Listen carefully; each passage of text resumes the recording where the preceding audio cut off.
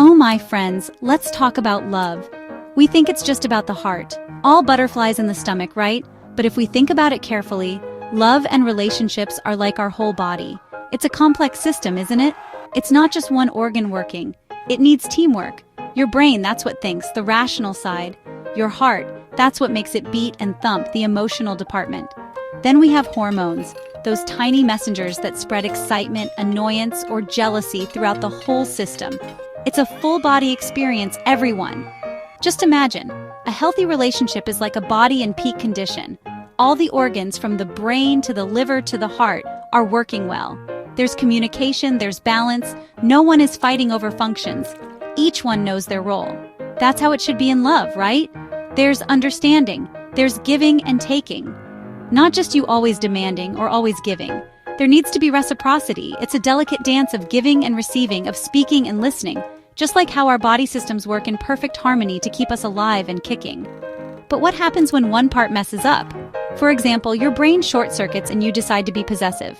Or maybe your heart suddenly looks for a different beat. That's when trouble starts. The entire system gets affected. It's like a domino effect. When one organ is affected, everything else gets dragged in. Suddenly your stress levels go up like out-of-control cortisol. Suddenly joy disappears, like your serotonin levels dropped. It's a medical and emotional crisis rolled into one, my dears. That's why it's important to check our love system from time to time. How are our communication lines doing? Is the flow of affection and trust still healthy? Or is there a blockage, a toxicity spreading? It's not just about feelings, it's about maintenance. It needs regular checkups. It needs care. Because in the end, a broken system doesn't just hurt the heart, it ruins the whole person. And that, my friends, is a real medical emergency. Just kidding. Now let's get a little controversial. Let's talk about systems, right? They say monogamy is the only way. One heart, one love. But what if there's a different system that works for others? Let's use our imagination and think of a polygamous setup as a perfectly functioning hormonal system. For example, the thyroid gland. It produces different hormones like T3 and T4, and they all work together to regulate the body's metabolism. They don't fight, they don't get jealous. Each one has a role. Each one is important for the balance of the whole body. In this metaphor, imagine that in an ideal consensual polygamous relationship, all the partners are like different hormones serving a single happy system. Everyone knows their role, everyone feels valued, and everyone contributes to the overall happiness and stability. No jealousy, no competition, because the understanding is clear from the start. It's a system built on open communication and mutual respect, like a high-functioning company where all departments work together for the company's success.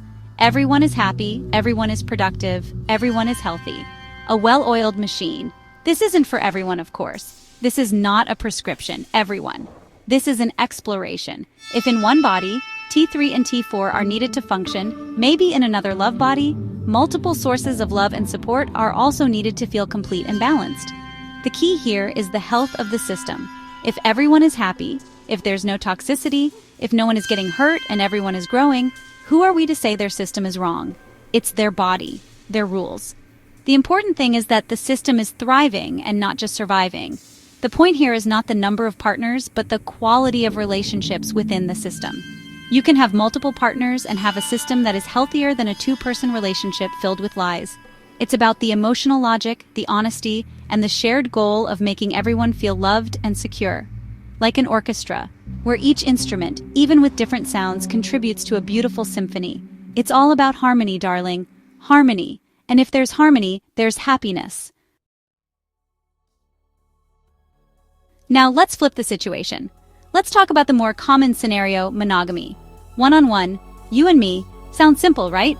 But often that's where the trouble starts. Imagine a monogamous relationship full of cheating, jealousy, and lies. This, my friends, is the perfect example of a thyroid imbalance, like hyperthyroidism or hypothyroidism. The system is supposed to have one main regulator, a one-on-one connection, but suddenly it goes haywire. Hormones are going wild. Chaos! When there's cheating, it's like your thyroid suddenly produced an extra unknown hormone that shouldn't be there. This new element throws the entire system off balance.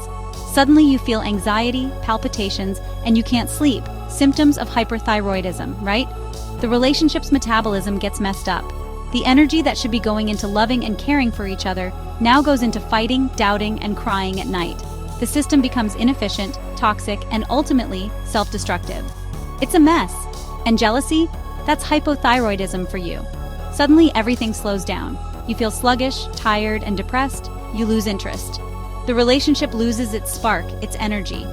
The communication slows down to a crawl.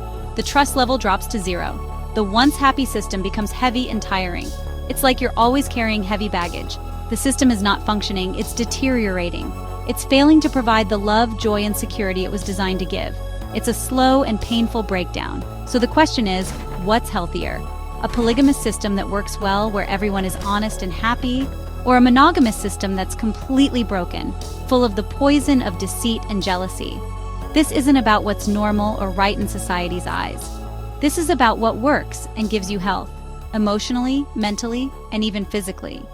A toxic relationship, monogamous or not, is a disease, and a sickness needs to be treated, or sometimes it needs to be cut off. Now we get to the most painful but most important part: organ failure. When an organ in your body, let's say a kidney or liver, gives up, what do doctors do? They don't keep trying to revive the dead organ. They don't say, oh, let's just massage it, maybe it will work. No! They declare it as a failure and look for a transplant. That's how it should be in love, everyone. When a relationship is toxic, broken, and beyond repair, it's a failed system. It's an organ failure. So why do we insist on trying to revive something that's already dead? Don't be foolish. Don't try to start a machine that's already burned out. You don't go back to a failed system. You move on and find a new organ, a new love, a new relationship that can be healthy for you. Going back to a toxic ex is like accepting a broken and diseased liver again. Why would you put a diseased organ back into your body? It will only poison you all over again. The definition of insanity is doing the same thing over and over and expecting a different result. The goal is to have a healthy, functioning body. So if there's a part that's causing pain and poison to the whole system, it needs to be removed. It's not about being heartless, it's about self-preservation. It's about valuing your own well-being. Moving on is not a sign of weakness. It's a sign of strength and self-worth. It's you telling the universe, I deserve a healthy system. I deserve a love that works. I deserve a transplant. Don't be afraid to be alone for a while. It's better to be alone and healthy than to be in a relationship that's killing you slowly. So whether you choose monogamy, polygamy, or even self-love gamey, the most important thing is to choose the system that gives you peace, joy, and growth. You are the CEO of your own body and your own heart. You have the power to decide which system works for you. Don't let what others say pressure you. At the end of the day, your body, your life, your happiness, you hold the key to those. Choose the system that makes you feel alive and loved, not sick and tired. Now that's what I call a truly happy and healthy body. Unbeatable.